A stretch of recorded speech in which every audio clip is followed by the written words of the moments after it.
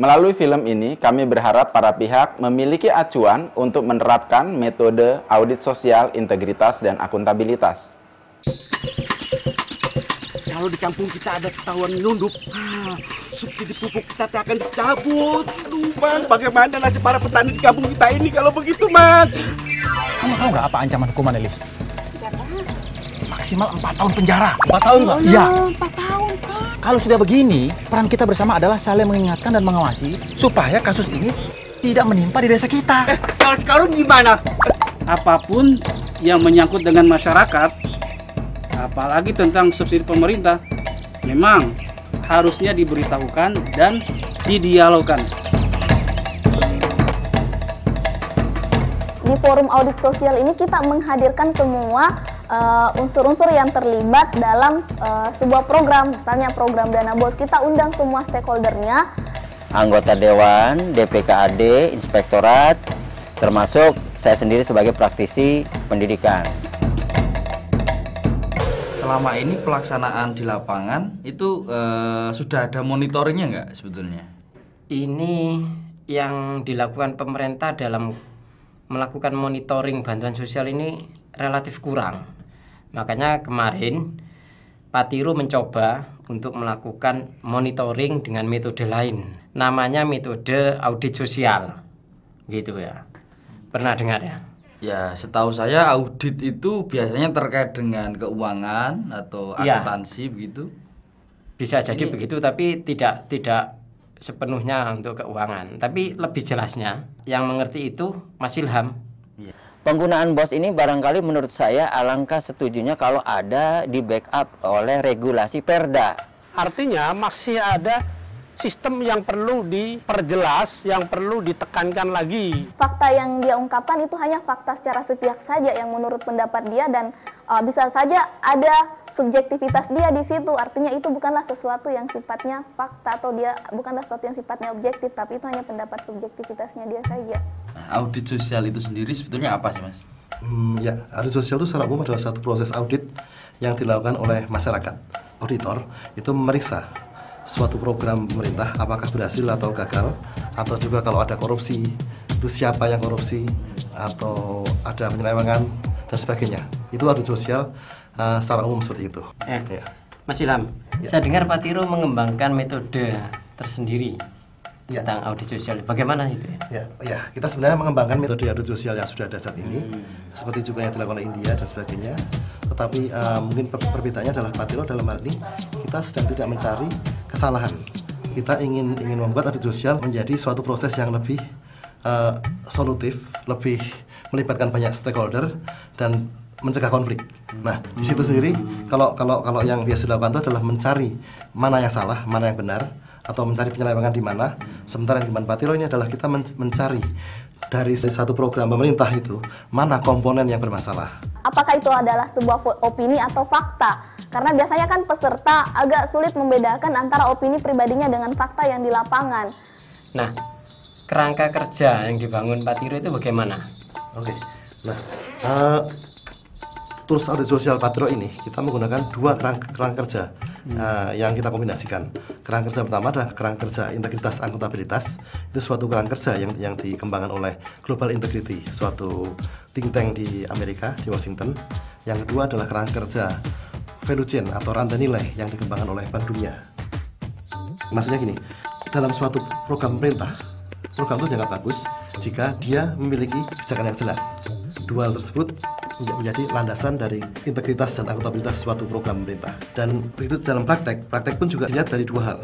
Bagaimana praktek tersebut baik bagus di sisi supply side atau di sisi pemerintah, dan juga bagaimana praktek tersebut bisa diakses oleh masyarakat atau di demand side. Karena itu instrumen penilaian dari kerangka kerja ini ada tiga. Satu adalah kecukupan kebijakan, kedua adalah efektivitas pelaksanaan, dan juga yang ketiga adalah akses masyarakat. Artinya suatu program bantuan sosial pemerintah itu akan dianggap baik jika dapat diakses oleh masyarakat. Ini kita gabungkan lagi dengan kerangka kerja yang disebut kerangka kerja value chain atau rantai nilai yang dikembangkan oleh Bank Dunia. Pelaku utama dalam program bantuan sosial ini pertama adalah pemerintah, kedua adalah penyedia layanan, ketiga adalah masyarakat sebagai penerima manfaat akhir dari program itu. Dalam hal ini relasinya adalah bahwa pemerintah itu menyediakan uang. Rantainya adalah rantai transfer. Rantai kedua adalah rantai distribusi, di mana sekolah membelanjakan uang itu, dan ada juga komponen mekanisme komplain. Setelah itu ada juga komponen pelaporan, di mana sekolah harus membuat suatu laporan pada pemerintah. Nah, 4 hal ini yang menjadi indikator dari kerangka kerja value chain ini. Dan kemudian nanti pada pelaksanaannya, pada fasilitasinya, kita akan minta peserta yang melakukan audit sosial ini untuk memberikan skor pada tiap komponen penilaian ini. Misalnya ada tidak kebijakan untuk distribusi, itu di sini letaknya. Mereka akan berikan skor di sini. Saya selaku fasilitator membacakan pertanyaan, kemudian saya langsung meminta peserta untuk memberikan scoring. Setelah itu kita mengajak peserta untuk saling umpan silang antara pendapat yang satu dengan pendapat yang lain, sampai kemudian tercapai sebuah komitmen atau tercapai sebuah konsensus atau kesepakatan terhadap satu scoring dan apa alasan pemilihan scoring tersebut. Skornya sendiri itu adalah mulai dari 1 sampai dengan 4. Intinya skor itu adalah menyatakan tingkat kepuasan atau keadaan penilaian seperti itu ya.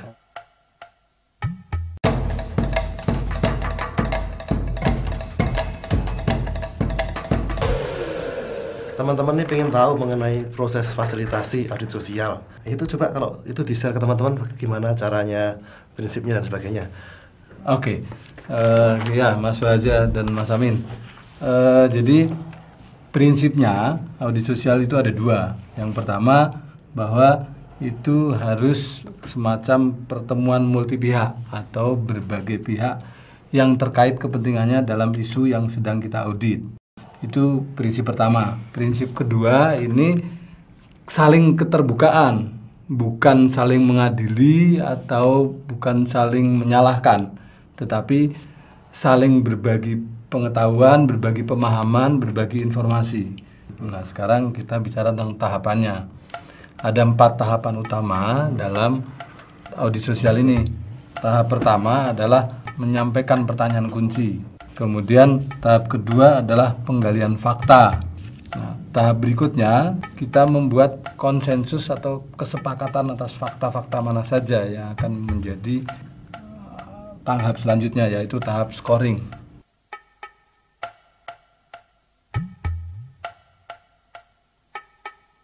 Tapi Mas, dari yang diceritakan tadi itu audit sosialnya apakah selancar itu Mas? Lancar. Apakah ada nggak hambatan-hambatan yang muncul di forum yang berlangsung seperti di FCD itu? Ada, di lapangan ada setidaknya ada 2 hambatan yang waktu itu kita alami ya. Yang pertama pada awal-awal FGD dimulai, biasanya kan antar peserta baru bertemu itu masih saling curiga dan masih saling tidak terbuka dan kepentingan antar kelompok, antar lembaganya itu masih ada kecurigaan, jangan-jangan mau diadili atau disalahkan oleh kelompok lain gitu.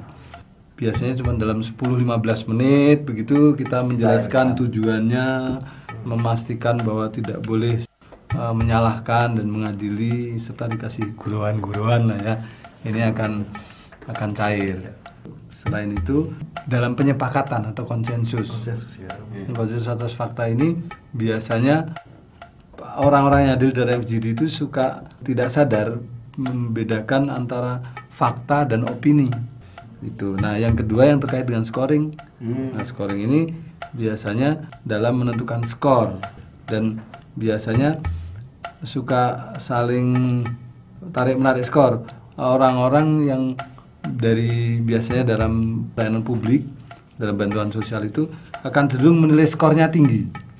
Padahal tidak begitu. Skor ini terutama lebih untuk menunjukkan di mana lokasi permasalahannya. Oh, begitu ya kalau tahapannya. Nah, kalau prosesnya gimana Mas? Proses pelaksanaannya? Ya, benar ini. Nah, oke. Prosesnya ini ada beberapa hal yang harus kita perhatikan. Yang pertama dimulai dengan menyiapkan fasilitator.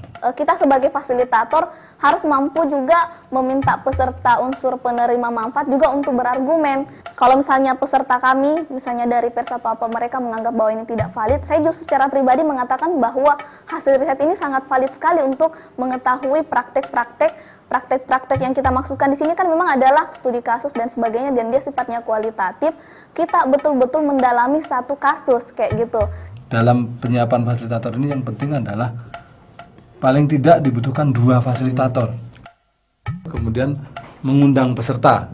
Nah, ini harus ada semacam panitia yang memastikan peserta-peserta itu datang pada waktu dan tempat yang disepakati. Nah, kemudian proses FGD di dalam forumnya itu yang dipandu oleh fasilitator tadi. Dan jangan lupa harus ada orang yang mencatat proses FGD, mendokumentasikannya, merekamnya, semacam ya. notulen gitu, semacam notulen dan dokumentator, ya. Kemudian setelah itu, setelah FGD selesai, diakhiri, kemudian ada evaluasi FGD itu.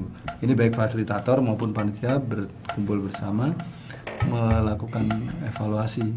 Bahkan kadang-kadang di beberapa kota melakukan evaluasinya juga dengan peserta. Setelah evaluasi akan diakhiri dengan kemudian merencanakan tindak lanjut atas hasil-hasil FGD itu, temuan-temuan informasi yang ada yang muncul yang kita peroleh selama FGD.